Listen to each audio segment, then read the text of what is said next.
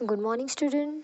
आज हम हिंदी युवक भारती 12वीं कक्षा का 8वां लेसन सीखेंगे, जिसका नाम है सुनो किशोरी, जिसके लेखिका है आशा रानी वोरा। तो आइए आशा रानी वोरा जी का परिचय देख लेते हैं। श्रीमती आशा रानी वोरा जी का जन्म 7 अप्रैल 1921 को अविभाजित भारत के झेलम जिले की तकवाल तहसील स्थित ग्राम दुल्हा में हुआ। आशा रानी वोरा आधुनिक हिंदी साहित्य में नारी विषयक लेखन में आप अपना अलग स्थान रखती है। मतलब आधुनिक हिंदी साहित्य में उन्होंने नारी या स्त्री के विषय पर उन्होंने लेखन किया है। प्रतिष्ठित पत्रिकाओं में आपके लेख धारावाहिक रूप से छपते रहे हैं। बहुत ही फेमस जो मैगजीन्स पत्रिकाओं का मतलब है मैगजीन में उन्होंने कई सारे लेख जो है वो लिखे हैं। कई सारी धारावाहिक मतलब जो भी सीरियल्स होती है उसमें भी उनके लेखन को जो है वो छपा है या उसका उपयोग किया है। विभिन्न क्षेत्रों में अग्रणी रही महिलाओं के जीवन संघर्ष को चित्रित करना और वर्तमान नारी वर्ग के सम्मुख आदर्श प्रस्तुत करना आपके लेखन कार्य का प्रमुख उद्देश्य रहा है। आपकी रचनाओं ने लेखन की नई धारा को जन्म दिया है और हिंदी साहित्य में नारी विमर्श लेखन की परंपरा को समृद्ध किया है। कहने का तात्पर्य यह है कि उन्होंने आशा रानी वोरा जी ने ज़्यादातर महिलाओं के या महिला के वर्ग या वर्तमान काल की या प्रेजेंट टेंस की जो महिलाएं हैं उनके बारे में उनका विमर्श लेखन जो है वो उन्होंने शुरू किया है या उन्होंने लिखा है। आप अनेक प्रतिष्ठित पुरस्कारों से सम्मानित है। मतलब आशा रानी वोरा को कई सारे पुरस्कार जो है वो उनको मिले हैं। इनका निधन आशा रानी वोरा का निधन 2009 में हुआ। उन्होंने कई सारी प्रमुख कृतियाँ उनकी है, उसमें से कुछ कृतियों के बारे में हम जान लेते हैं। तो उन्होंने भारत की प्रथम महिलाएं, यह उनकी कृति है। स्वतंत्रता सेनानी लेखिकाएं, क्रांतिकारी किशोरी, स्वाधीनता सेनानी, लेखक, पत्रकार आदि कृतियाँ आशा रानी वोरा जी ने लिखी है। सबसे पहले यहाँ पे किशोरी लेसन का नाम है सुनो किशोरी। किशोरी का नाम मतलब ये होता है कि 12 से लेकर 18 वर्ष की आयु की जो कुंवारी लड़कियाँ होते हैं उस कुंवारी लड़कियों को किशोरी कहा जाता है। तो यहाँ पर यह एक पत्र है, एक माँ द्वारा बेटी सुगंधा को यह पत्र लिखा गया है। आइए विधा परिचय देख लेते हैं। अनेक साहित्यकारों, महान राजनीतिकों द्वारा अपने परिजनों को भेजे गए पत्रों ने तत्कालीन साहित्यिक, सामाजिक, राजनीतिक, सांस्कृतिक स्थितियों का लेखा जोखा प्रखरता से प्रस्तुत किया है। इन पत्रों का कला पक्ष साहित्यिक कलात्मकता को स्पर्श करता है। यह जो पत्र है मतलब कहने का तात्पर्य है कि यह जो विधा है यह पत्र विधा है और यह जो पत्र है यह बहुत ही रोचक और ज्ञानवर्धक जो पत्र जो है वो यहाँ पर लिखा हुआ है। आइए पाठ परिचय देख लेते हैं कि पाठ में कौन सी जानकारी दी है। लेखिका ने अपनी इस नवीनतम पत्र शैली में किशोरियों की शंकाओं, यह जो लेखिका ने पाठ लिखा है यह पाठ एक पत्र के रूप में लिखा है। तो यहाँ पर यह जो पत्र शैली है इसमें जो भी किशोरियाँ होती है मतलब जो भी 12 से 18 वर्ष की उम्र की जो अवस्था होती है या फिर जो भी कुंवारी लड़कियाँ होती है उनकी कुछ शंकाएं होती है, उनके कुछ प्रश्न होते हैं या दुश्चिताओं का समाधान एक माँ, अवतरण सहेली और एक मार्गदर्शिका के रूप में किया है। कहने का मतलब ये है कि ये जो किशोरियाँ होती है, यह जो कुंवारी लड़कियाँ होती है उनकी कुछ शंकाएं होते हैं, कुछ प्रश्न होते हैं। उन प्रश्नों का समाधान जो है यहाँ पर एक माँ एक अंतरंग सहेली, माँ जो है वो एक सहेली की तरह, एक गाइडेंस, मार्गदर्शिका मतलब एक गाइडेंस की तरह रूप में जो है वो उनका प्रश्नों का या शंकाओं का समाधान जो है वो करते हुए इस पाठ में नजर आती है।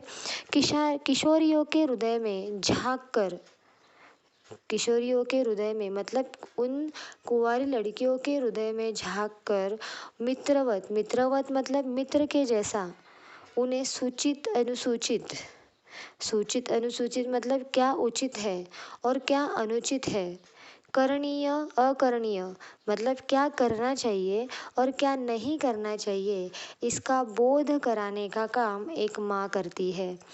यहाँ पर एक माँ जो है यह अच्छा क्या है, बुरा क्या है, क्या करना चाहिए, करणीय मतलब क्या करना चाहिए, अकरणीय मतलब क्या नहीं करना चाहिए, ये सारी चीज़ें एक माँ, एक सहेली की तरह, एक गाइडेंस की तरह जो है वो समझाने की कोशिश किशोरी अवस्था की लड़कियों को कर रही है। हमारे देश की नई पीढ़ी पश्चिमी देशों से आ रहे मूल्यों और संस्कारों का अंधानुकरण करती जा रही है। कहने का मतलब ये है कि अभी जो ये ज़माना है, यह जो आधुनिक युग है, या हमारे देश के कुछ जो नव पीढ़ी, नए जनरेशन के जो बच्चे हैं या स्टूडेंट्स हैं, वह जो है वो पश्चिमी देशों मतलब वेस्टर्न जो देशों की जो वैल्यूज़ है या वहाँ के जो संस्कार है, उस संस्कारों का फॉलोवर अंधानुकरण कर रही है, उसको फॉलो कर रही है। हमारे देश की संस्कृति और परंपराओं को काल बाह्य और त्याज्य मानकर उनकी अवहेलना कर रही है। और हमारे देश में जो संस्कृति है, जो भी परंपराएं हैं, उसका काल बाह्य मतलब आउटडेटेड, त्याज्य करना मतलब छोड़ देना, और अवहेलना करना मतलब नज़रअंदाज करना। तो हमारे देश की जो संस्कृति है, परंपराएं है, उसको आउटडेट करके वो छोड़ दे रही है उस संस्कृति को, और यही नहीं, उस संस्कृति को, हमारे देश की परंपराओं को वो नज़रअंदाज करती है, अवहेलना करती है। कहने का मतलब यह कि आज की जो पीढ़ी है, आज का जो जनरेशन है, वो पश्चिमी देश मतलब वेस्टर्न संस्कृति को जो है वो उस पर उसको अर्पण कर, इसको जो है वो उस पर निर्भर हो गई है, उसका उपयोग कर रही है, और उस संस्कृति को जो है वो उसका फॉलोवर का काम जो है वो अंधानुकरण का काम जो है वो कर रही है। लेकिन हमारी जो संस्कृति है, उस संस्कृति को, उस परंपरा को वो नज़रअंदाज कर रही है, अवहेलना कर रही है। आत्मनिर्भर हो जाने से युवक युवतियों का जीवन के प्रति बदला दृष्टिकोण, विवेकहीनता और जल्दबाजी में लिया जाने वाला निर्णय नई पीढ़ी का जीवन सौंदर्य नष्ट कर रहा है। यहाँ पर आज के ज़माने के, या यह जो नई पीढ़ी के जनरेशन के जो युवक या युवतियाँ होती है, या यंग जो लोग लड़के या लड़कियाँ होती है, वह जीवन में बदलाव या नया दृष्टिकोण, यह जो जल्दबाजी में जो है वो निर्णय लेती है, और इससे उनका जीवन सौंदर्य जो है वो क्या हो जाता है, नष्ट हो जाता है। लेखिका के अनुसार नए मूल्यों को भारतीय संस्कृति, परंपराओं और संस्कारों को या संस्कारों की भूमि पर उतारकर स्वीकारना होगा। कहने का मतलब यह है कि यह जो पत्र है, जिसमें किशोरियाँ या जो लड़कियाँ होती है, उनके मन की शंकाओं, उनके मन उठ रहे प्रश्नों को, दूषितताओं का समाधान जो है वो किया गया है। माँ, यहाँ पर माँ जो है वो अपनी बेटी सुगंधा को पत्र लिखती है। सुगंधा कॉलेज में पढ़ती है। उसकी एक सहेली है जो कि कॉलेज में प्रथम वर्ष में पढ़ रही है। प्रथम वर्ष मतलब फर्स्ट ईयर में पढ़ रही है। सुगंधा की एक फ्रेंड है जो फर्स्ट ईयर में पढ़ रही है, और उसकी मित्रता एक लड़के से हो जाती है, और उससे प्रभावित वो होती है, उससे वो प्रेम करने लगती है, और यहाँ तक कि वो शादी करने के बारे में भी यहाँ पर सोचने लगती है। इस प्रसंग में सुगंधा उसका साथ नहीं देती है, लेकिन सुगंधा यह सारी बात अपनी माँ को ज़रूर बताती है। उस पर सुगंधा की माँ कुछ सुझाव जो है वो देती है पत्र के ज़रिए। माँ उसे उसकी सहेली रचना से संबोधित नहीं, बल्कि रचना से संबोधित वह नहीं कह रही है माँ, बल्कि आज की युवा पीढ़ी जो है, आज का जो नया जनरेशन है, और अपनी बेटी सुगंधा को भी वह कहती है कि यह सामान्य पत्र के माध्यम से उनका उचित मार्गदर्शन यहाँ पर करती है।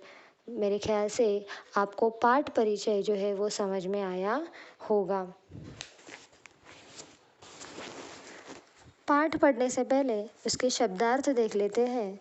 यथार्थ का मतलब है सच्चाई या वास्तविकता। क्षत विक्षत मतलब बुरी तरह से घायल या लहूलुहान। बुनियादी मतलब मौलिक। भस्सरना मतलब अनुचित काम के लिए बुरा भला कहना। अल्हड़ मतलब भोला भाला या नासमझ।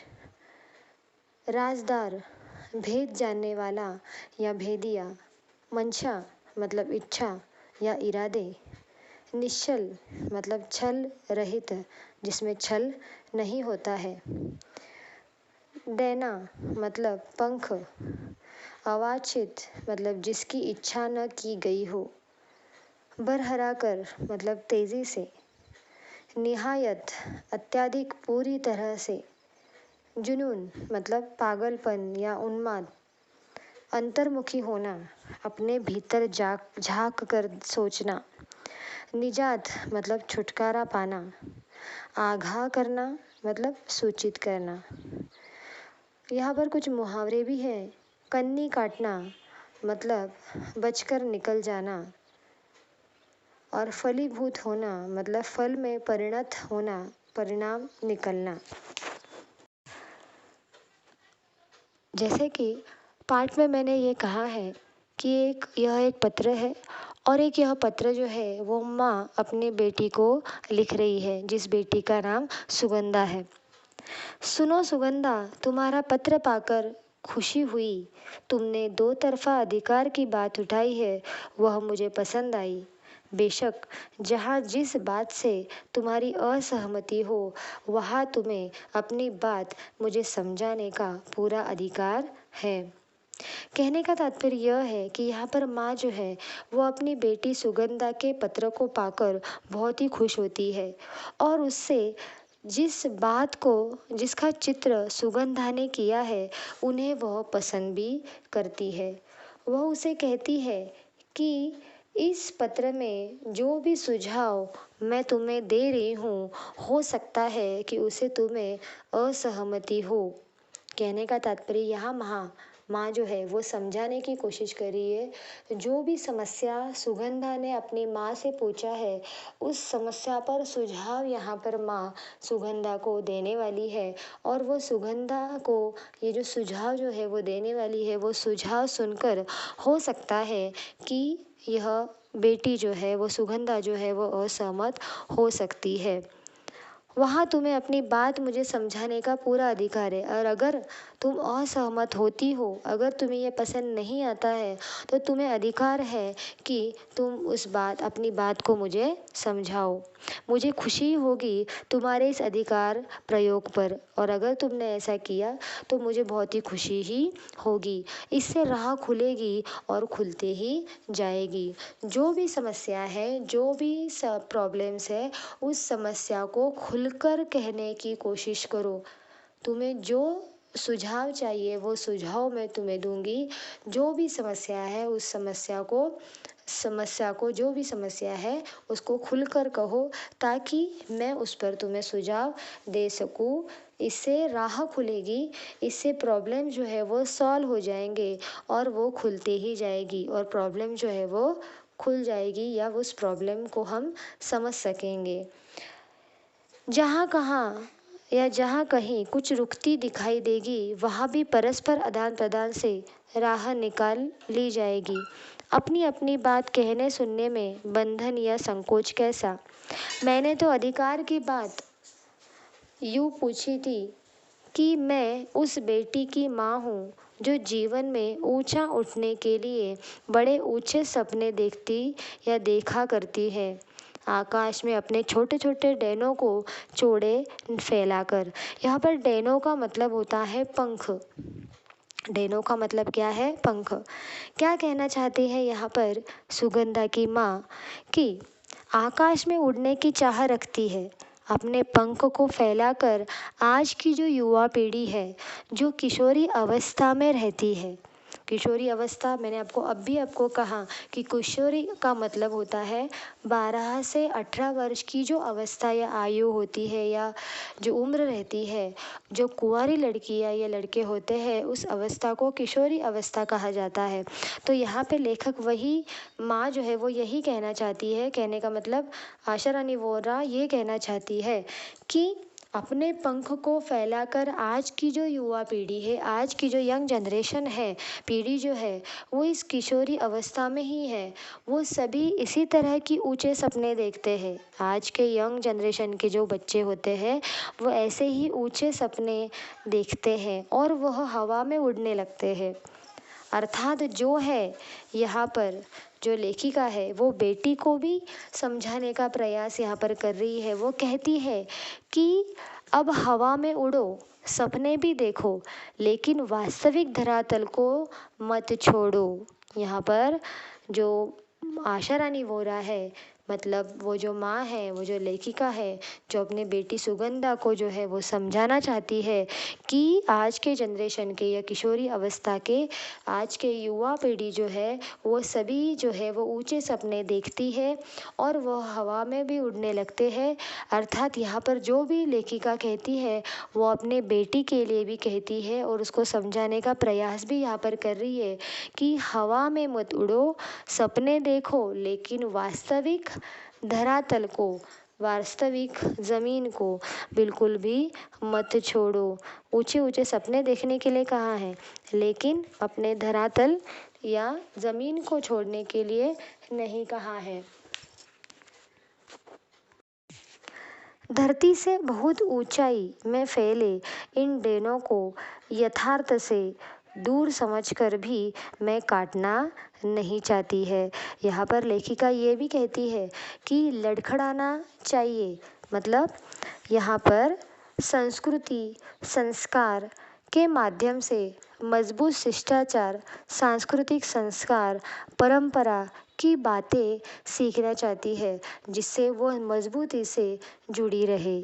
क्या कहने का तात्पर्य यह है कि ऊंचे ऊंचे सपने, ऊंचे ऊंचे हवा में उड़ना, पंख फैलाकर आकाश में उड़ना, यह जो आज की जनरेशन के पीढ़ी के जो वर्ग के जो स्टूडेंट है या जो बच्चे हैं या युवती या युवक है, वह जो है वो ऊंचे सपने जो है वो देखते हैं, लेकिन यहाँ पर संस्कृति और संस्कार के माध्यम से ही वह मजबूत शिष्टाचार या रिस्पेक्ट, संस्कृति, संस्कार, परंपरा की बातें जो है वो सिखाना चाहती है।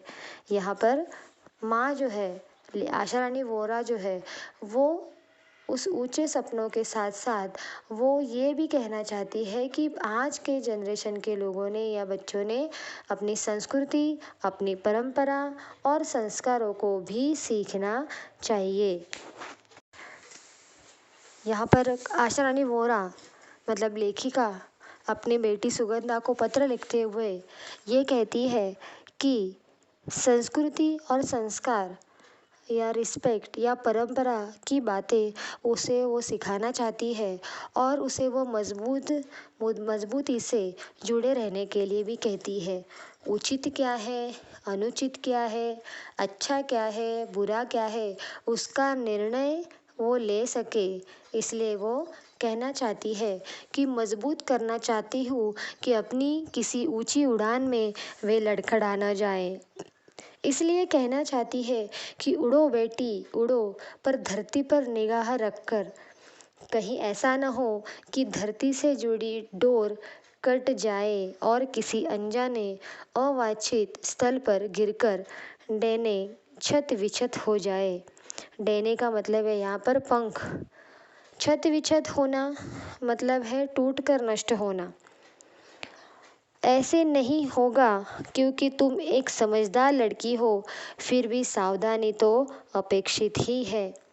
यहाँ पर वो बेटी को समझाना चाहती है कि उसको निर्णय ले सके, अच्छा बुरा क्या है ये वो समझ सके, इसलिए उसको ये बता रही है कि तुम्हें सावधानी बरतनी चाहिए।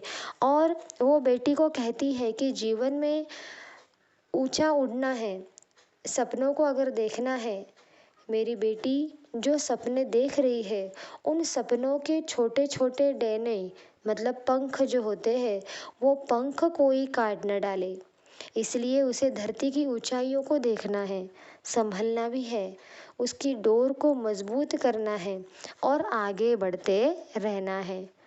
वो कोई भी अनजान या अवांछित, यहाँ पे अनजान या अवांछित ये वर्ड दिया है, ये शब्द दिया है, तो कोई भी अनजाने स्थल पर जगह पर अगर जाती है और ऐसा ना हो कि तुम गिर जाओ और छत विछत हो जाओ, तुम्हारे पंख जो है वो गिर जाए या तुम जो हो वो गिर जाओ और छत विछत हो जाओ, मतलब टूट कर नष्ट हो जाओ। यह सावधानी जो है वो तुम्हें बरतनी होगी ज़िंदगी में आगे बढ़ने के लिए, तुम्हें जो है सावधानी बरतनी चाहिए। ऐसे लेखिका आशा रानी वोरा एक माँ अपने बेटी को पत्र लिखते हुए कहती है।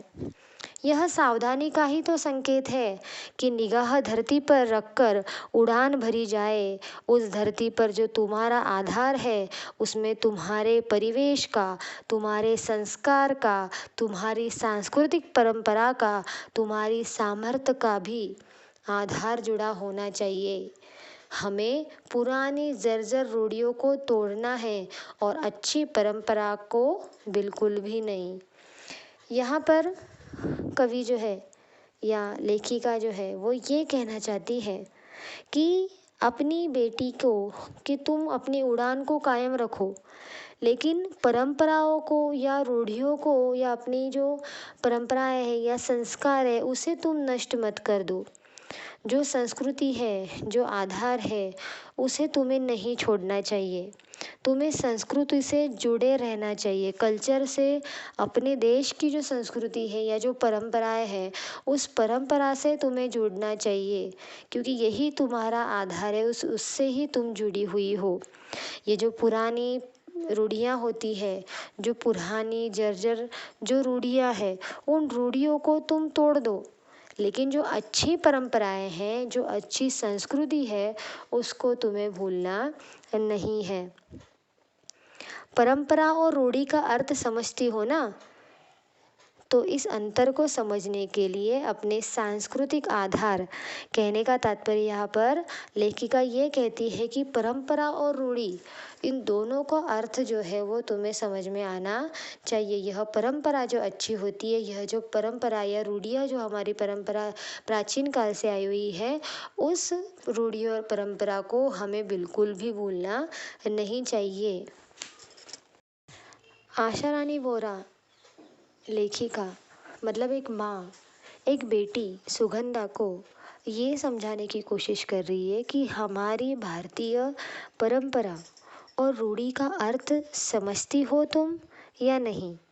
तो इस अंतर को समझने के लिए अपने सांस्कृतिक आधार से संबंधित साहित्य अपने कॉलेज पुस्तकालय से खोज कर लाना, उसे ज़रूर पढ़ना। यह आधार एक भारतीय लड़की के नाते तुम्हारे व्यक्तित्व का अटूट हिस्सा है। इसलिए यहाँ पर लेखिका ये कहती है या एक माँ होने के नाते वो बेटी को ये कहती है कि परंपरा और रूढ़ी इस दोनों का अर्थ क्या है, ये अगर तुम्हें समझना है तो तुम्हें इसको ज़रूर पढ़ना चाहिए। और अगर तुम्हें पढ़ना है, उसकी जानकारी प्राप्त करनी है, तो तुम्हारे कॉलेज की जो लाइब्रेरी है, तुम्हारे कॉलेज का जो पुस्तकालय है, उस पुस्तकालय में जाकर उसको खोज कर उसको तुम्हें ज़रूर पढ़ना चाहिए। और एक भारतीय लड़की होने के नाते, एक हिंदुस्तानी लड़की होने के नाते तुम्हारे व्यक्तित्व पर उसका अटूट हिस्सा है। मतलब तुम उस जानकारी को ज़रूर प्राप्त जो है वो करना चाहिए और इस तरह से उसका उपयोग या फिर उस जानकारी का उपयोग तुम्हें अपने लिए, अपने पर्सनालिटी के लिए, व्यक्तित्व के लिए बहुत ही ज़्यादा सहायक भी होगा और उपयोगी भी होगा। बदलते वक्त के साथ बदलते समय के नए मूल्यों को भी पहचान कर हमें अपनाना है। पर यहाँ पहचान शब्द को रेखांकित करो कि बिना समझे, बिना पहचाने कुछ भी नया अपनाने से लाभ के बजाय हानि उठानी पड़ सकती है। यहाँ पे लेखक ये कहते हैं कि यदि हमने बदलते हुए वक्त के साथ, बदलते हुए समय के साथ जो भी नए मूल्य, जो भी नए वैल्यूज़ है, उसको हमें पहचानना है और उसको पहचान कर ही उसे हमें अपनाना है। अगर हमने पहचानने में गलती की तो फिर, और या बिना सोचे समझे या बिना पहचाने अगर हमने कुछ भी नया अपनाने की, कुछ नए वैल्यूज़ को अपनाने की अगर कोशिश की, तो उसकी हानि हमें ज़रूर मिलेगी, उसका नुकसान ही हमें होगा, हमारा फ़ायदा नहीं होगा। इसलिए बदलते समय के साथ नई नई जो भी वैल्यूज़ है, मूल्य जो है, उस मूल्यों को पहचानना चाहिए, उसको समझना चाहिए। अगर तुमने उसको सही तरीके से समझ लिया तो ही तुम्हारा लाभ होगा। पश्चिमी दुनिया का हर एक मूल्य हमारे लिए नए मूल्यों का पर्याय नहीं हो सकता। हमारे मूल्य हमारे लिए नए मूल्य का पर्याय नहीं हो सकता।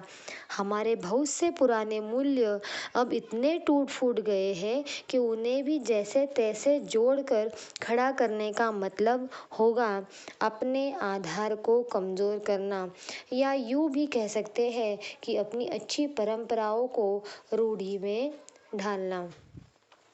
यहाँ पर लेखक ने या लेखिका ने कहा है कि मूल्यों को पहचानना आवश्यक है। अपने में मूल्यों के बदले पश्चिमी मूल्यों को अपनाना, ये हमारे लिए नुकसानदायक ही है। मतलब हमारी जो संस्कृति है, उस संस्कृति को पहचानना है और उस संस्कृति को ही हमें अपनाना है, ना कि हमें पश्चिमी संस्कृति को या बाहर की संस्कृति को जो है वो अपनाना है, नहीं है, क्योंकि उससे हमें नुकसान हो सकता है। हमें अपनी अच्छी परंपराओं और मूल्यों को अपनाना चाहिए।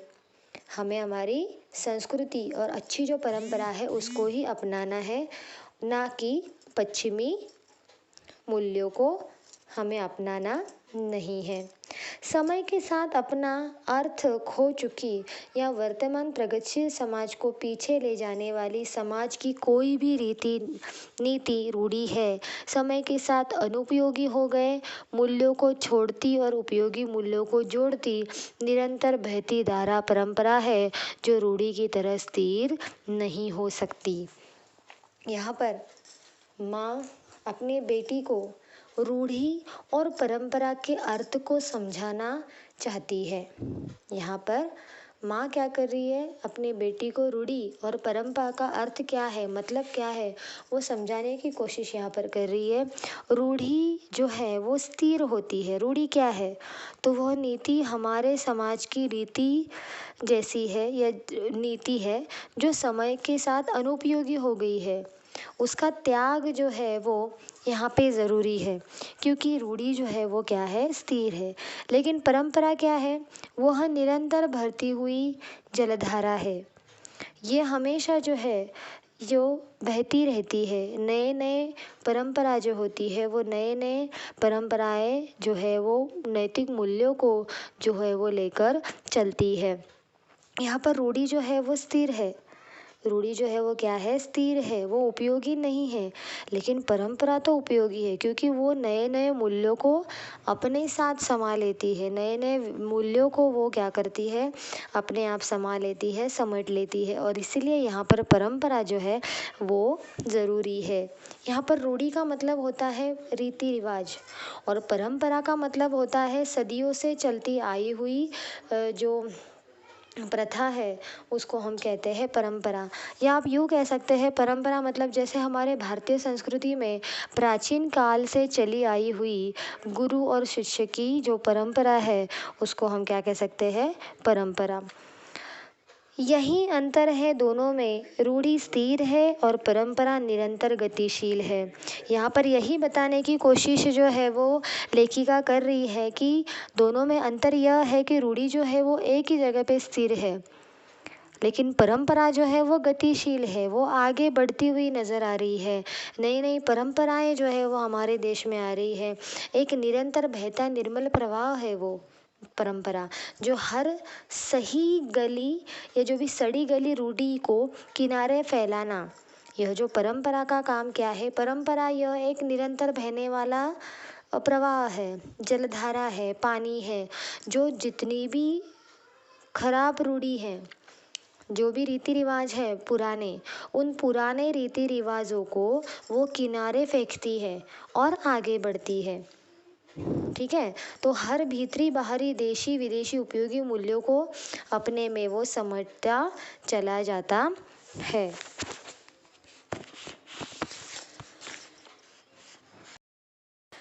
यहाँ पर आशा रानी वोरा, एक लेखिका या फिर एक माँ, अपनी बेटी सुगंधा को रूढ़ी और परंपरा का मतलब समझाते हुए वो ये कहती है कि रूढ़ी जो होती है वो रूढ़ी अनुपयोगी हो गई है, बेकार हो गई है, वो एक जगह पे स्थिर है।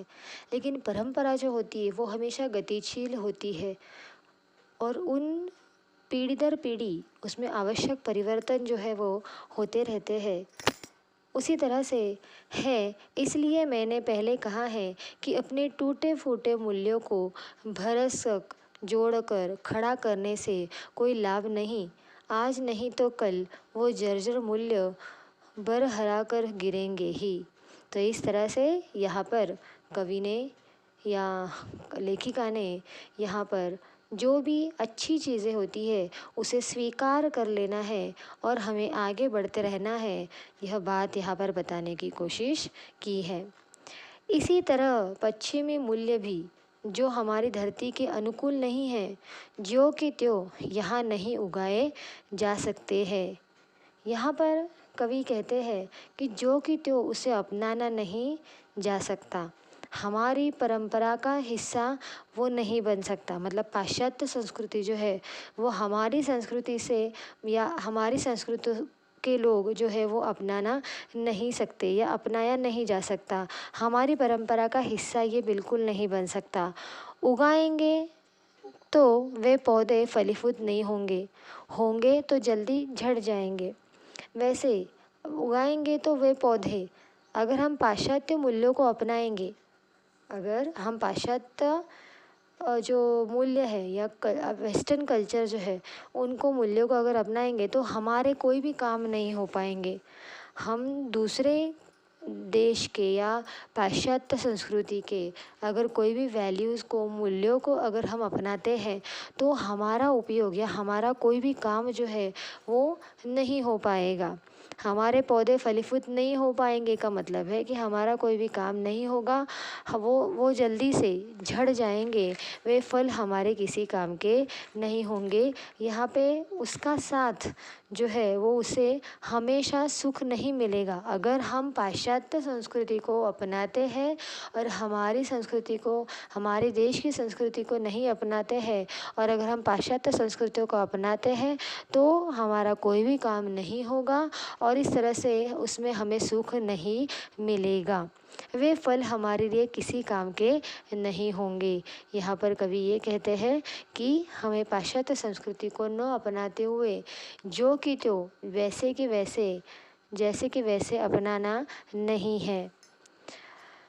आगे मुझे लगता है पत्र का यह अंश आज तुम्हारे लिए कुछ भारी हो गया। बेहतर है कि अपनी संस्कृति व परंपरा को ठीक से समझने के लिए फुर्सत के समय इसके संबंधित साहित्य पढ़ना। यहाँ पर कवि जो है या लेखिका जो है वो अपनी बेटी सुगंधा को ये कहती है कि हर एक भारतीय लड़की, ये बहुत ही ज़रूरी बात यहाँ पे लेखिका कहती है कि हमारे देश की जितनी भी लड़कियां हैं या जो भी भारतीय लड़कियां हैं उन्होंने अपनी परंपरा, अपनी रीति रिवाज के बारे में जानकारी उनको जो है वो होनी चाहिए। यही नहीं, अपनी जो परंपरा है उस परंपरा का पूरा ज्ञान जो है वो हमें होना चाहिए। इसलिए कि यह बुनियादी जानकारी हर भारतीय लड़की के लिए ज़रूरी है जिससे वो अपनी धरती, अपनी जड़ों को अच्छी तरह से पहचान सके। कहने का तात्पर्य यह है कि लेखिका यहाँ पर चाहती है कि उसकी बेटी के साथ मतलब सुगंधा जो है उसके साथ साथ हमारे देश की जितनी भी भारतीय लड़कियां हैं वो सभी हमारे रीति रिवाजों को, हमारे परंपराओं को, उसकी जानकारी प्राप्त करें। यही नहीं, अपनी जानकारी या अपनी जो परंपरा है उसका पूरा ज्ञान जो है वो क्या करे, प्राप्त करे, क्योंकि यही उसका आधार है, उसी पर उसका जीवन जो है वो निर्भर होता है। आगे हम देखेंगे कि यहाँ तुम्हारी सहेली रचना के संदर्भ में यह प्रसंग इसलिए कि हम सीमा रेखा के नहीं समझ पा रही। कहने का मतलब यहाँ पर सुगंधा की जो फ्रेंड है या दोस्त है, है उसकी फ्रेंड जिसका नाम है रचना। तो रचना के बारे में जब लेखिका को सुगंधा बताती है तो उसके संदर्भ में यहाँ पर वो ये कहती है कि यहाँ पर जो सुगंधा है, सुगंधा की एक सहेली है, उसका नाम है रचना।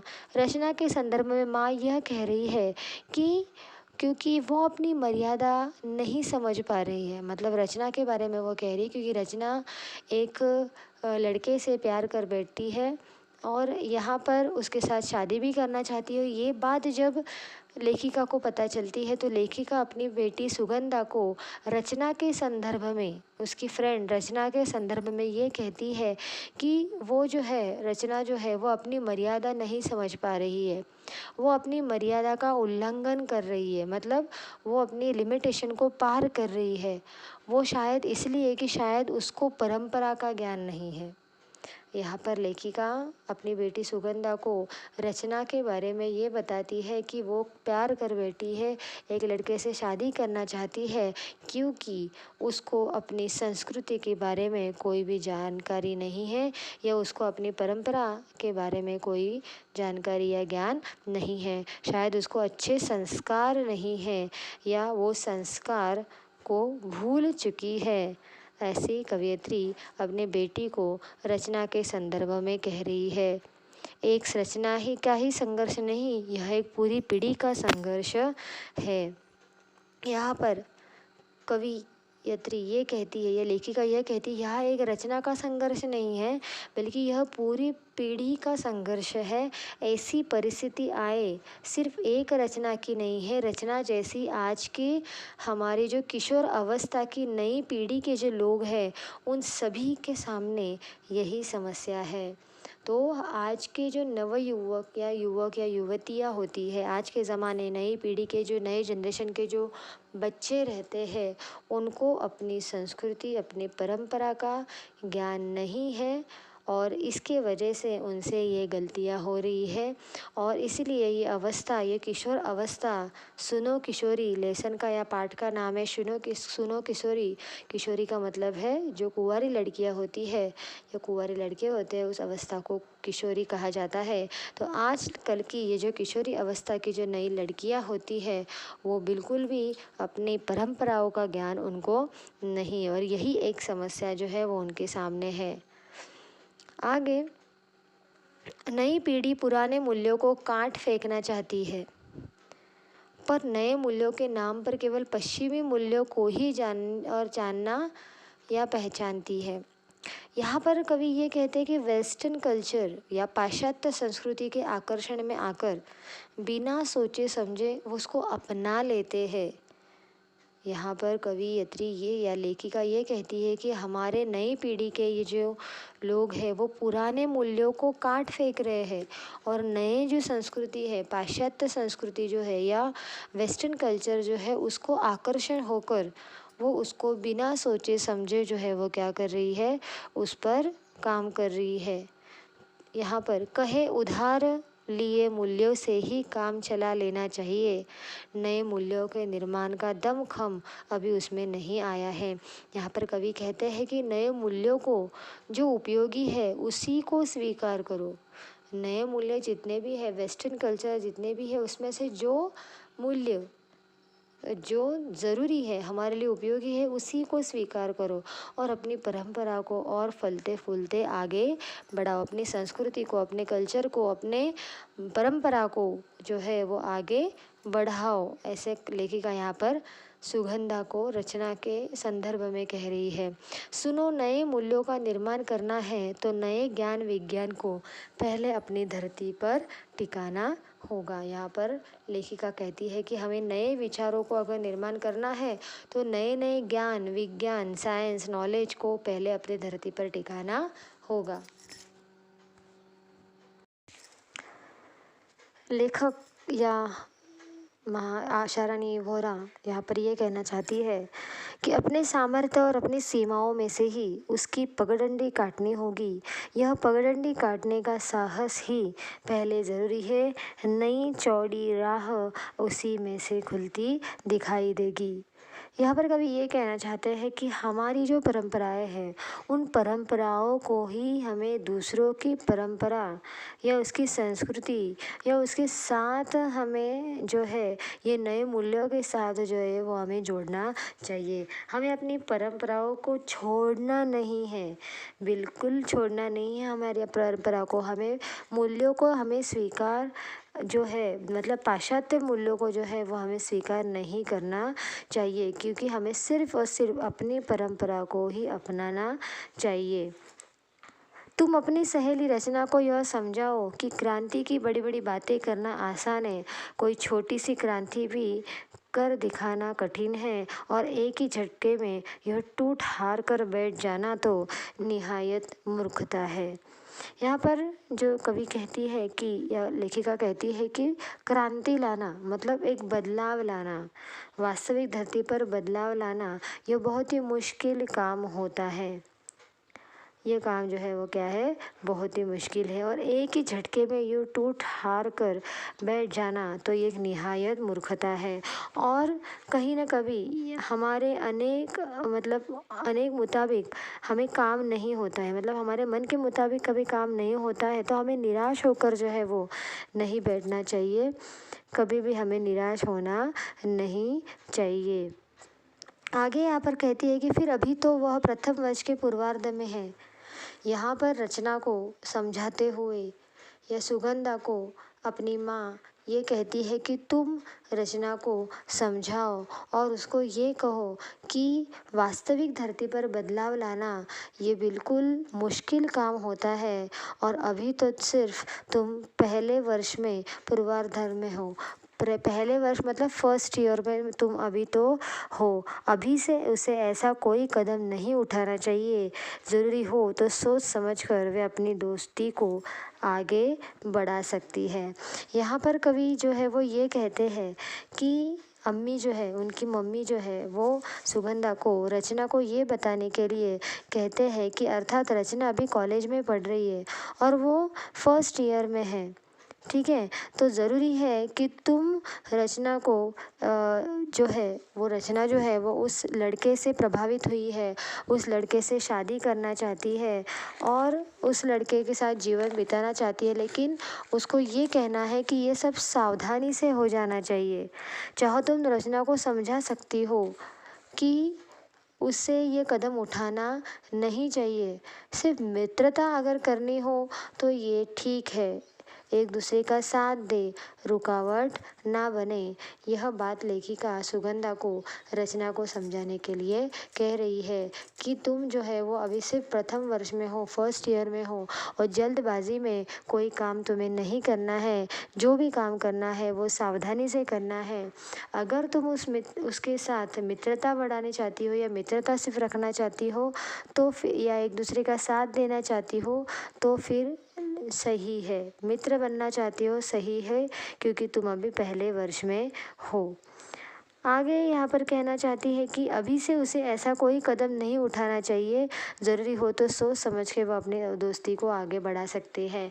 लेखिका यहाँ पे सुगंधा को रचना को ये समझाने के लिए कह रही है कि अभी से तुम क्या करो कि ये कदम जो है वो बढ़ाओ मत, शादी की बात मत सोचो, फ़िलहाल तुम फर्स्ट ईयर में हो, अभी भी पढ़ना है तुम्हें और सोच समझ कर तुम्हें दोस्ती जो है वो आगे बढ़ानी चाहिए। तो सिर्फ दोस्त जो है वो तुम्हें बनना है।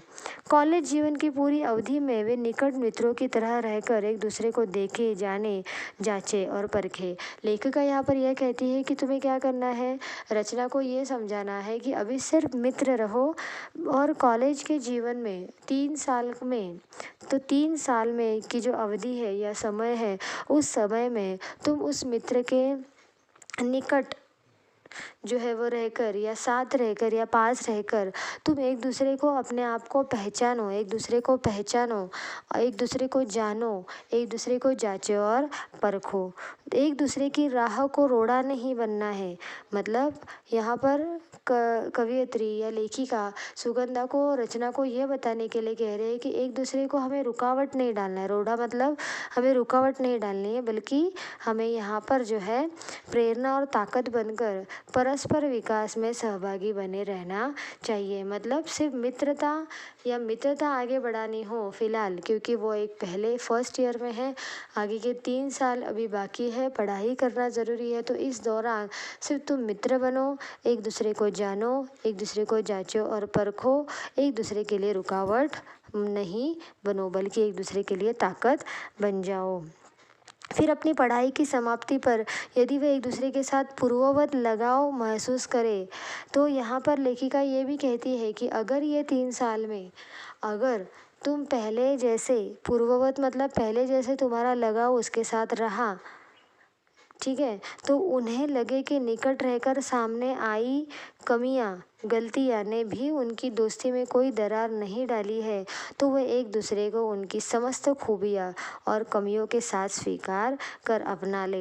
यहाँ पर लेखिका ये बता रही है कि अगर पूरे 3 साल में तुम एक दूसरे को जानो, पहचानो, परखो, तुम्हारी कमियां, तुम्हारी खूबियां जानने के बाद फिर भी तुम पूर्ववत तुम्हारा लगाव महसूस होता है, तुम्हारी उस सामने वाले व्यक्ति की खूबियाँ और कमियाँ जानने के बाद भी उनके रिश्ते में कोई या दोस्ती में कोई दरार नहीं आती है, तो फिर वो एक दूसरे का सही या उसकी समस्त खूबी और कमियों के साथ वो उसको स्वीकार कर अपना ले सकता है। उसी स्थिति में कही गई एक कथित क्रांति न उठी कठिन होगी न असफल, उस स्थिति में की गई यह कथित क्रांति न कठिन होगी न असफल। तो यहाँ पर कवि जो है या लेखिका जो है वो ये कहना चाहती है कि ऐसे समय में, लंबे समय तक का साल, जो 3 वर्ष का जो साल है, उस समय में उसको भली भांति एक दूसरे को परख कर, जान कर जो है वो एक साथ जो है वो रहना चाहिए।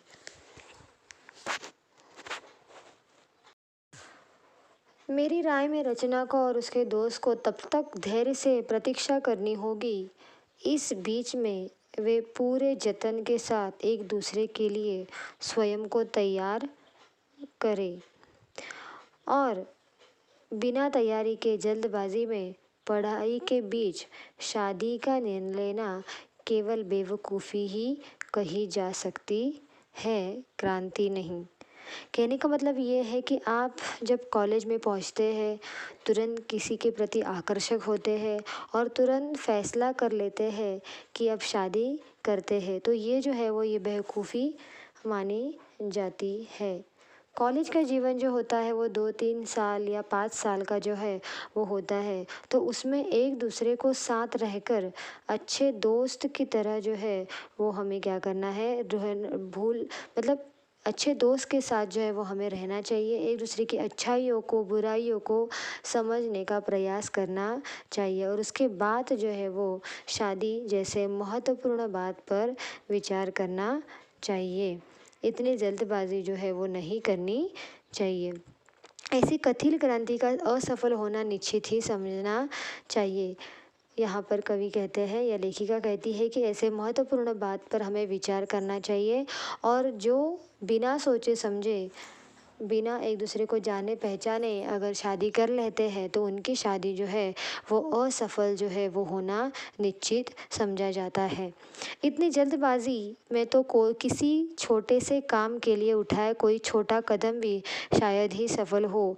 यह तो ज़िंदगी है, यह ज़िंदगी का अहम फैसला है। यहाँ पर लेखिका कहती है कि यह जो फैसला वो लेगी, यहाँ पर एक माँ अपनी बेटी को जो है सुगंधा को समझा रही है कि तुमने जो भी बहुत अच्छा किया है, कि तुमने जो फैसला किया वो बहुत ही ज़्यादा सही था, बिल्कुल सही फैसला या अहम फैसला सुगंधा तुमने लिया है।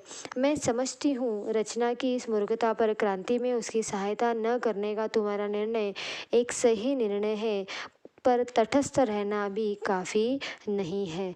रचना की मूर्खता पूर्ण निर्णय में तुमने साथ नहीं देना, ये बिल्कुल अच्छा काम तुमने किया है, लेकिन एक अच्छे दोस्त होने के नाते तुमने जो है क्या करना चाहिए, उसको बिना कुछ कहे या बैठे रहना काफ़ी नहीं है। तुम्हें कुछ जो है वो करना चाहिए। तुम्हें जो है उसको समझाना चाहिए, क्योंकि तुम एक उसकी दोस्त हो। यदि रचना सचमुच तुम्हारी प्यारी सहेली है तो उसका हित अहित देखना भी तुम्हारा काम है, उसमें हस्तक्षेप करना भी। यहाँ पर लेखिका या माँ सुगंधा को ये कहती है कि तुमने उसके निर्णय पर सहमत नहीं होना या उसका साथ नहीं देना, ये बिल्कुल अच्छा किया तुमने, लेकिन शांत बैठे रहना ये काफ़ी नहीं है। तुम्हें उसका हित और अहित मतलब उसका अच्छा और बुरा ये दोनों भी देखना है, और तुम्हारा काम है कि जो है उसको सोच समझाना या सोच समझकर उसको समझाया जा सकता है। तो ये काम जो है वो तुम्हें ज़रूर करना चाहिए। पर रचना को इसके लिए दोष देने व उसकी भर्त्सना करने से भी बात नहीं बनेगी, बिगड़ ज़रूर सकती है। लेकिन भर्त्सना का मतलब है यहाँ पर निंदा करना या बुराई करना। तुम रचना को जो है वो दोषी नहीं ठहरा सकती या उसको भला बुरा बिल्कुल भी नहीं कह सकती, और अगर ऐसा हुआ तो बात जो है वो बिगड़ ज़रूर जाएगी। एक्चुअली यहाँ पर देखा जाए तो ऐसी कठिन परिस्थिति में या ऐसी परिस्थिति में सामने वाली इस नाजुक परिस्थिति में सामने वाली व्यक्ति को समझाना जो है वो बहुत ही या उसकी बुराई या जो भी करना, ये बात बिल्कुल सही नहीं है। ये बात जो है वो क्या होगी, बिगड़ ज़रूर जाएगी। रचना को इसके लिए दोष देने या उसकी भर्त्सना करने से भी बात नहीं बनेगी, बिगड़ ज़रूर सकती है। हो सकता है कि कथित प्यार के जुनून में इसका उल्टा असर हो और वो तुम्हारी बात का बुरा मानकर तुमसे कन्नी काटने लगे। कन्नी काटना मतलब यहाँ पे तुम्हारा साथ छोड़ देना। अगर ऐसी कठिन परिस्थिति में, ऐसी नाजुक परिस्थिति में अगर तुम उसको समझाने के लिए जाएगी या तुम उसके बारे में अगर बुरा कुछ कहोगी तो बात जो है वो ज़रूर बिगड़ सकती है, और इस दौरान जो है वो तुमसे या तुम्हारा साथ जो है वो छोड़ सकती है। कन्नी काटना मतलब साथ छोड़ देना, इसको यहाँ पर एक मुहावरा है। तो इसीलिए तुम्हें संभल कर उसके साथ बात करनी होगी और सोच समझ कर जो है वो इस बात को तुम्हें संभालना होगा। दोष अकेली रचना का है भी नहीं, दोष उसकी नासमझ उम्र का है। यहाँ पर कवि जो है वो ये कहना चाहते हैं या लेखिका ये कहना चाहती है कि किशोर अवस्था, यह जो अवस्था होती है, किशोर अवस्था मतलब जो कुंवारी लड़कियाँ का जो उम्र रहती है 18 से या 12 से 18 साल की जो अवस्था होती है या उम्र होती है, उसको हम किशोरी अवस्था कहते हैं। तो इस किशोरी अवस्था में जो होती है उसमें जुनून होता है, जोश होता है और कुछ कर गुजरने की चाह होती है। तो यहाँ पर वो जो उम्र है, ये उम्र जो है वो नासमझ है, उसके उस परिवेश का है। परिवेश का मतलब होता है कि यहाँ पर जो भी जिस माहौल में वो रह रही है या पड़ी भली है, जिस माहौल में वे जिस माहौल में उसका पालन पोषण हुआ है, तो उस उम्र का उस पालन पोषण में कुछ दोष है या कुछ जो गलत जो है उसके साथ हुआ है, जिसमें उसे संभल कर चलने के संस्कार नहीं दिए गए हैं, तो उसका पालन पोषण जो है वो सही माहौल में नहीं हुआ है।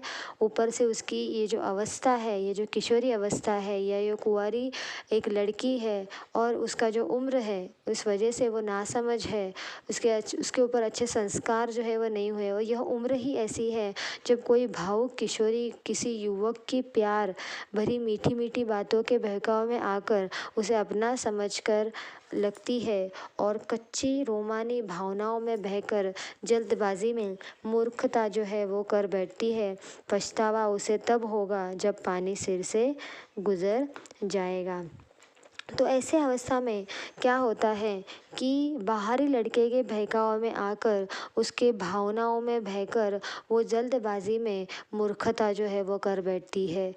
जब ऐसी कोई लड़कियां होती है जिनको उनके परिवार से प्यार नहीं मिलता है, उसके दोस्तों से या सहेलियों से प्यार नहीं मिलता या अपनों से प्यार नहीं मिलता है, तो ऐसे अवस्था में वो बाहरी लड़के के बहकावे में आकर, उसकी भावनाओं में बहकर जो है वो गलत कदम जो है वो उठाती है। यही नहीं, जब पानी सिर से गुज़र जाता है, जब बात जो है वो बहुत ज़्यादा बढ़ जाती है, तो पछतावा जो है वो उसको तब होता है जब पानी सिर से गुज़र जाता है। जब समय बिल्कुल जो है वो बीत चुका होता है, फिर पछतावा जो है वो होता है। इस अल्लड़ उम्र में अगर वह लड़की अपने परिवार के स्नेह संरक्षण में मुक्त है, आज़ादी के नाम पर स्वयं को ज़रूरत से ज़्यादा अहमियत देकर अंतर्मुखी हो गई है, तो उसके फिसलने की संभावना जो है वो अधिक बढ़ जाती है। यहाँ पे रचना के बारे में लेखिका या एक माँ जो है वो समझाने की कोशिश कर रही है कि रचना की उम्र जो है वो कमसिन उम्र या अल्लड़ उम्र है, वो उम्र नादान है। उसके परिवार से जब वो सुरक्षित नहीं है, उसके परिवार से वो संरक्षण नहीं है, जिसे भरपूर प्यार जो है वो नहीं मिल रहा है, परिवार का साथ अगर उसको नहीं है, ऐसे में वो बाहर से उसे थोड़ा सा भी प्यार अगर मिल जाता है, तो वो जो है वो फिसलने की संभावना जो है वो अधिक बढ़ जाती है। अपने में अकेली पड़ गई लड़की जैसे ही किसी लड़के के संपर्क में आती है और उसे अपना हमदर्द जो है वो समझ लेती है। अंतर्मुखी होना मतलब है कि अपने बारे में सोचना। यहाँ पे वो अपने बारे में सोच रही है और इसके वजह से उसने जो है वो फिसल गई है, यह जो संभावना जो है वो बढ़ जाती है। यह अपनी अकेली लड़की जो है वो किसी लड़के के संपर्क में आती है, कॉन्टेक्स्ट में आती है और वो जो है वो अपना उसको हमदर्द बना लेती है। जब उसका परिवार उसके साथ संरक्षण में जो नहीं है, परिवार का संरक्षण उसके साथ नहीं है, परिवार से भरपूर प्यार अगर उस लड़की को नहीं है, परिवार का साथ अगर उसके साथ नहीं है, तो ऐसे में वो दूसरे व्यक्ति से या दूसरे युवक से जो है वो थोड़ा सा अगर प्यार मिल जाए, तो वो अंतर्मुखी हो जाती है, अपने बारे में सोचने लगती है और जो है वो उस लड़के को अपना हमदर्द समझ बैठ लेती है और उसके बहकने की, उसके कदम भटकने की संभावना जो है वो और ज़्यादा बढ़ जाती है। लगता है अपने परिवार से कटी रचना के साथ ऐसा ही है और इसी वजह से परिवार से दूर आकर जिस हॉस्टल में वो रह रही है, वो परिवार से दूर है और यही जो रचना के साथ जो है वो हुआ है, वो परिवार से कटी है, अलग हुई है और इस तरह से रचना के साथ ऐसा ही हुआ है। यदि सचमुच ऐसा है तो तुम्हें और भी सावधानी से काम लेना होगा। यहाँ पर माँ जो है वो सुगंधा को समझाती है कि दोस्त होने के नाते सुगंधा, तुम्हें रचना को जो है वो सावधानी से काम लेना होगा, उसको समझाना होगा। ये बहुत ही मुश्किल काम होगा, लेकिन यह तुम्हारी दोस्त होने के नाते जो है वो उसको सोच समझ कर उसको समझाना होगा। अगर ऐसा नहीं हुआ तो तुम्हारी दोस्ती में जो है वो दरार आ सकती है। यहाँ पर एक माँ सुगंधा को समझाते हुए कहती है कि एक अच्छी सहेली के नाते तुम उसकी पारिवारिक पृष्ठभूमि का अध्ययन करो। यहाँ पर माँ जो है वो चाहती है कि सुगंधा जो है वो रचना की अच्छी सहेली है और एक अच्छी सहेली होने के नाते रचना के पारिवारिक पृष्ठभूमि मतलब उसका बैकग्राउंड, तुम उसका अध्ययन करो, उसके बैकग्राउंड को, उसके परिवार के जो है साथ उसको जोड़ने का जो है वो प्रयास करो या फिर उसका बैकग्राउंड पहले तुम पता करो। अगर लगे कि वो अपने परिवार से कटी हुई है, तो उसकी हम टूटी कड़ी को जोड़ने का प्रयास करो। अगर तुम्हें ऐसा लगता है, उसके बैकग्राउंड पता चलने के बाद अगर तुम्हें ऐसा लगता है कि उसके परिवार से कड़ी टूटी हुई है, मतलब वो अगर परिवार से जो है वो साथ जो है वो नहीं है, तो तुम्हारा काम है कि परिवार के साथ उसको जोड़ने का प्रयास करे। जैसे तुम मुझे पत्र लिखती हो, उससे भी कहो कि वह अपनी माँ को पत्र लिखे। माँ सुगंधा को कहती है कि जिस तरह से तुम सुगंधा मुझे पत्र लिखती हो, उसी तरह से रचना को भी कहो कि वो अपनी माँ को पत्र लिखे। अपने घर की, भाई बहनों की बातों में रुचि ले, और उसके घर में कौन है, उसके घर में उसके भाई बहन क्या करते हैं, उसमें वो क्या करे, रुचि ले। अपनी समस्याओं पर माँ से खुलकर बात करे और उनसे सलाह ले। और उसको जो भी समस्या है, रचना को जो भी समस्या है, उस रचना को जो भी समस्या है, उसके समस्याओं का, उसके प्रॉब्लम का समाधान या सलाह जो है वो अपनी माँ से ले ले। यदि उसकी माँ इस योग्य न हो तो वह अपनी बड़ी बहन या भाभी से निर्देशन ले। और अगर माँ समझदार या माँ जो है वो योग्य नहीं है समझाने के, तो वो अपनी बहन या अपने भाभी से सलाह ले या निर्देश ले।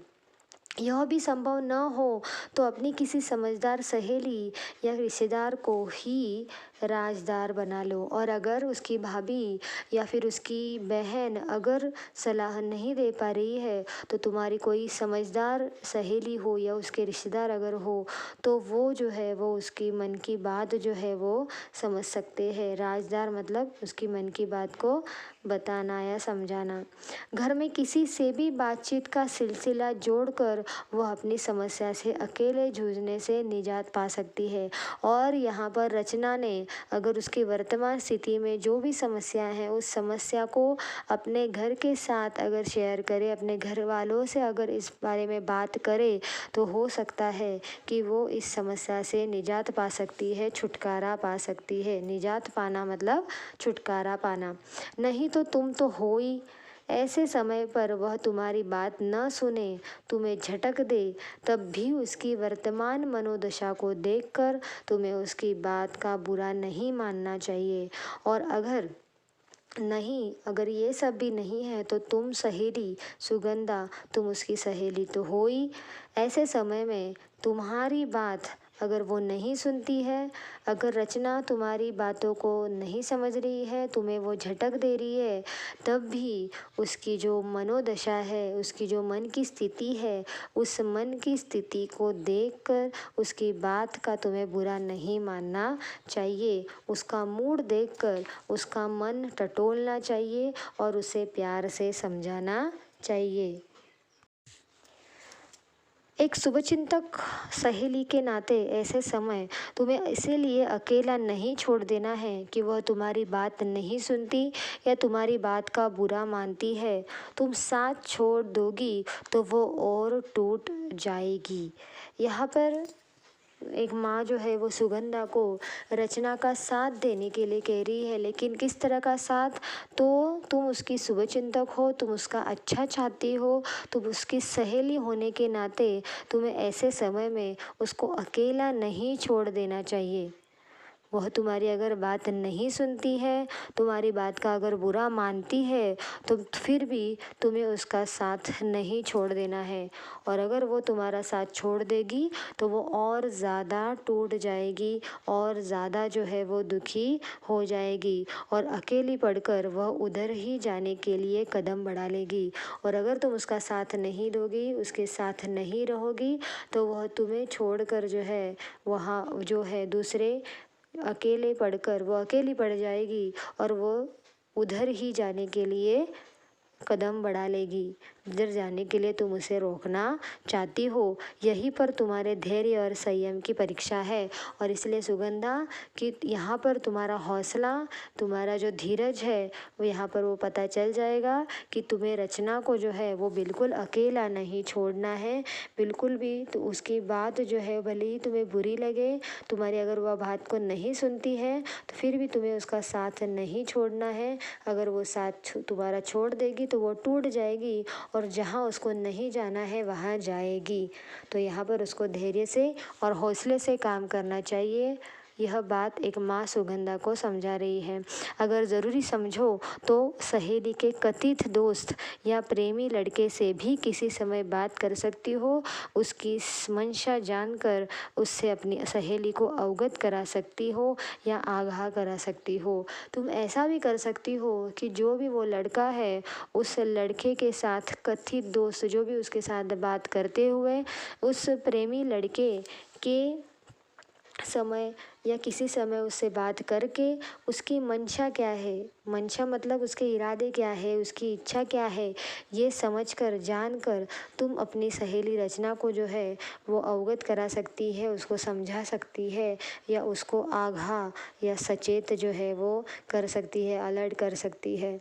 यदि तुम्हें लगे कि लड़का निर्दोष है, निश्चल है, अपने प्यार में सच्चा या अडिग लगता है, तो दोनों को पढ़ाई के अंत तक परीक्षा करने और तब तक केवल दोस्त बने रहने का परामर्श दे सकती है। और उस लड़के के साथ बात करके सुगंधा, उस लड़के के साथ बात करके अगर तुम्हें ऐसा लगता है कि यह लड़का जो है ये निर्दोष है, ये लड़का जो है वो प्यार में उसके सच्चा है, अडिग लगता है, तो तुम्हें दोनों को समझाना चाहिए, रचना को और उस प्रेमी लड़के को दोनों को समझाना चाहिए कि तुम्हें पढ़ाई करनी है, पढ़ाई करने तक प्रतीक्षा करनी है, इंतज़ार करने हैं और तब तक तुम्हें दोस्त जो है वो बने रहना चाहिए। ऐसा परामर्श, ऐसा सुझाव या ऐसी सलाह सुगंधा तुम उन दोनों को दे सकती हो।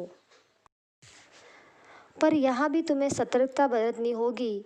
रचना को विश्वास में लेकर दोस्ती के दौरान उससे कोई गलत कदम न उठाने का वायदा लेना होगा, वरना दूसरों की आग बुझाते अपने हाथ जला लेना कोई अनहोनी या असंभव बात नहीं है। यहाँ पर कवि या लेखिका या माँ सुगंधा को कहती है कि तुम्हें सावधानी बरतनी होगी, रचना को विश्वास में लेना होगा और उस दौरान उसके कोई गलत कदम ना वो उठाए, यह वादा उससे तुम्हें लेना होगा। इसलिए मैंने कहा है कि यह तुम्हारी सूझबूझ या सूझ समझ की भी परीक्षा है। और एक बात है ये है कि यह मत समझना कि सलाह केवल तुम बेटी हो इसलिए दी जा रही है। यही सलाह कोई भी माँ अपने पुत्र को भी देगी। ये बातें बेटा और बेटी के लिए समान रूप से लागू होगी। यहाँ पर माँ सुगंधा को ये भी कहती है कि ये जो बातें मैं कह रही हूँ, ये जो सलाह तुम्हें दे रही हूँ, ये जो गाइडेंस या मार्गदर्शन मैं कर रही हूँ, ये सिर्फ बेटियों के लिए नहीं है, या इस देश के जितने भी बेटे हैं या यहाँ पर जो बेटी और बेटा है उन दोनों को समान रूप से मैं ये जो बात जो है वो कह रही है, सबके लिए ये बात जो है वो लागू है, चाहे बेटा हो या बेटी हो। मैंने इसके परिणाम की प्रतीक्षा करूँगी। अगले पत्र में जानकारी दोगी ना? तो यहाँ पर माँ कहती है कि इस तरह से तुम तुम्हारी सहेली को समझाना और मैं इस परिणाम का काम जो है मैं प्रतीक्षा करूँगी, इंतज़ार करूँगी और अगले पत्र में तुम मुझे रचना के बारे में ज़रूर जानकारी दोगी ना? तुम्हारी माँ। सुनो किशोरी प्रसंग या सुनो किशोरी पत्र संग्रह से यह पत्र जो है वो लिया गया है। तो आपने देखा यहाँ पर कि आशा रानी वोरा लेखिका, एक माँ अपनी बेटी सुगंधा को अपने फ्रेंड या सुगंधा की जो सहेली है जिसका नाम रचना है, उसके प्रेम संग्रह या फिर जो भी उसका प्रेम प्रसंग है, उस प्रेम संग जो भी प्रसंग है उससे उसको समझाने के लिए, उसको सावधान रहने के लिए और गलत कदम न उठाने के लिए अपनी बेटी को समझाती है। यही बात वो अपनी बेटी को ही नहीं बल्कि जितने भी बेटे और बेटियां हैं उन सबके लिए यह बात जो है वो आशा रानी वोहरा या एक माँ जो है वो कहना चाहती है। Thank you very much.